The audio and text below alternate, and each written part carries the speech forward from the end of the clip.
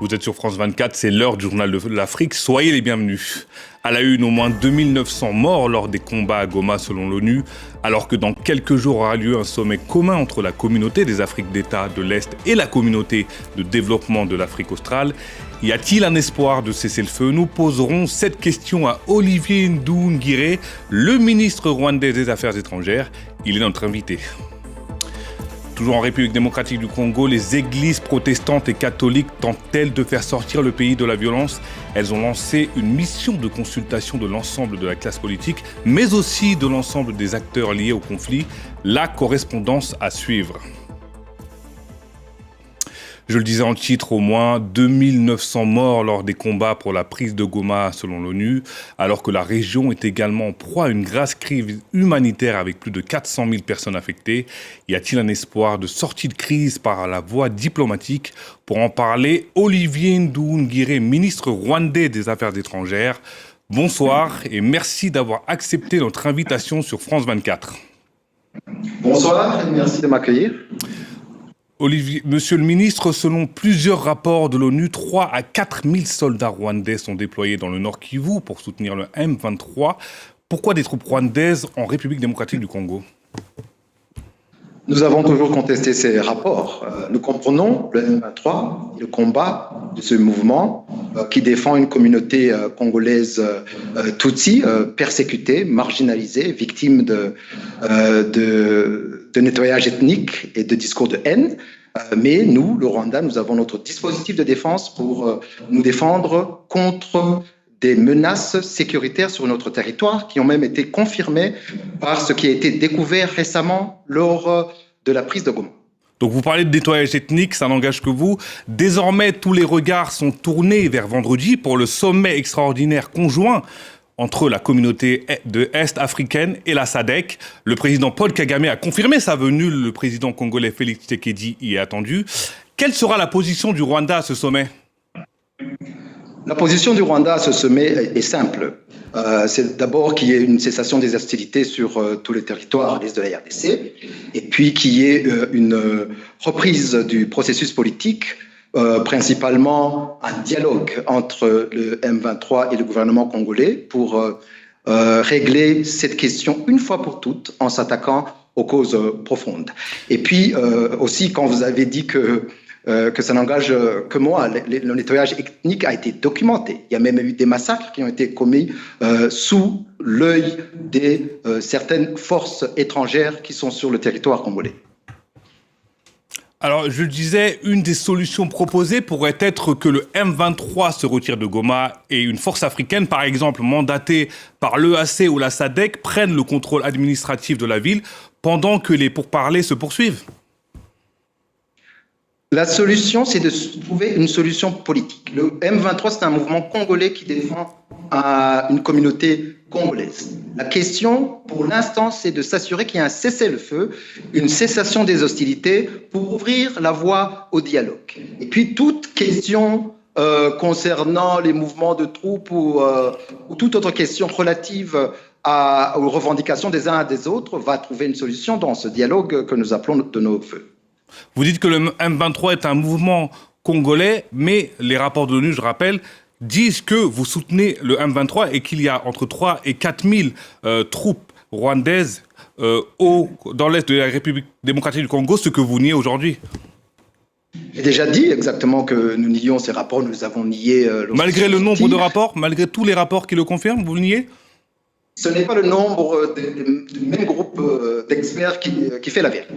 Donc nous avons nié ces rapports, mais nous avons toujours dit que nous avons un dispositif de défense qui sera toujours en place tant que la menace qui est toujours présente sur à notre frontière sera levée, puisque nous avons une force internationale qui soutient l'armée congolaise, qui comprend les génocidaires FDLR, les troupes burundaises, les troupes de la SAMI-DRC et même des mercenaires européens. Nous avons été le seul pays au monde à alerter le monde sur l'usage de ces mercenaires européens contre le droit international, personne ne nous a écoutés. Et puis récemment, vous les avez Monsieur vus, le ministre, si à je la vous permets, télévision. monsieur le ministre, de vous couper, vous dites que vous vous sentez menacé aujourd'hui, mais la réalité, c'est que à Goma, comme le dit le rapport de l'ONU, il y a au moins 2900 morts depuis le début du conflit. Goma, c'est en République démocratique du Congo.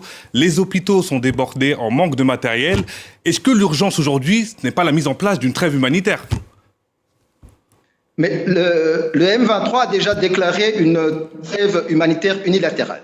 Ce qu'il faut maintenant, c'est qu'il y ait un cessez-le-feu. Qu'il a notamment violé, on l'a vu que les combats ont repris tout à l'heure. Non, j'ai dit que le M23 a déclaré un cessez-le-feu unilatéral et que ce qu'il faut maintenant, c'est élargir ce cessez-le-feu et que le gouvernement congolais fasse partie de ce cessez-le-feu qui est important pour ouvrir la voie à l'accès humanitaire d'abord, mais aussi au dialogue politique. Et justement, le Rwanda pourra-t-il s'engager à créer des couloirs permettant l'acheminement de l'aide humanitaire ? La frontière de Lubavu, Goma, est déjà ouverte. Et le Rwanda a déjà assisté des personnes dans le besoin, des Congolais, d'autres personnes qui veulent aider les communautés dans le besoin au Congo. Et donc, le Rwanda va jouer son rôle pour qu'il y ait un accès humanitaire, ce qu'on a déjà commencé à faire. Et je le disais, il y a un sommet entre la SADC et l'EAC vendredi qui est extrêmement important, qui peut être décisif. Si les négociations n'aboutissent pas, existe-t-il un réel risque de voir la situation dégénérer en une guerre régionale ? Il faut être positif. Il y a ce sommet-là entre l'EAC et la SADC qui était très attendu puisque ce sont les deux communautés régionales qui ont été impliquées à un moment ou à un autre dans la crise à l'est de la RDC. Donc les deux communautés s'assoient ensemble pour se pencher sur la question, c'est très important. Et nous espérons qu'il y aura une solution positive, d'abord sur le cessez-le-feu, mais aussi sur la voie à suivre, sur la voie politique à suivre avec un calendrier qui va nous permettre de sortir de cette crise. Est-ce que vous confirmez la présence de Paul Kagame à ce sommet ? Oui, le président Paul Kagame va participer à ce sommet. D'accord. Et justement, Paul Kagame exige le retrait des soldats sud-africains dans la région. Son homologue Cyril Ramaphosa a déclaré que si le Rwanda continue de tuer des soldats sud-africains, ce sera une déclaration de guerre. Ne craignez-vous pas d'être isolé diplomatiquement ? Comme je l'ai dit, les soldats sud-africains sont dans une région qui est à notre frontière, à la frontière du Rwanda. Et les soldats rwandais, il n'y a pas de soldats rwandais à la frontière sud-africaine. Donc, s'il y a une tentative ou une volonté de l'Afrique du Sud de s'en prendre au Rwanda ou de violer notre territoire, le Rwanda, bien sûr, va se défendre. Mais ils sont là dans le cadre de la coopération de l'Afrique australe. Ce n'est pas une question de coopération de l'Afrique australe. C'est pourquoi ces soldats ont été déployés. Ils ont été déployés dans un contexte de discours de changement de régime de la part du président Tshisekedi, qui a déclaré publiquement et à plusieurs reprises qu'il veut renverser le gouvernement rwandais et bombarder Kigali. Et il a dit publiquement. Et je voudrais parler aussi du Burundi, où le président récemment a déclaré ne pas se sentir en sécurité et être menacé par Kigali. Quelle est votre réponse ? C'est plutôt le Burundi qui menace la sécurité du Rwanda, puisque c'est le Burundi qui a envoyé ses soldats à l'est de la RDC, dans une région qui n'est même pas à sa frontière, dans le nord Kivu, pour soutenir une coalition qui inclut les génocidaires FDLR, avec qui ils partagent une idéologie ethnique, et avec ce mandat de changement de régime dont j'ai déjà parlé. Le Burundi, la République démocratique du Congo, l'Afrique du Sud, le Rwanda a aujourd'hui beaucoup de pays ennemis, on peut le dire clairement. Il faut leur demander pourquoi ils ont déployé des forces à notre frontière.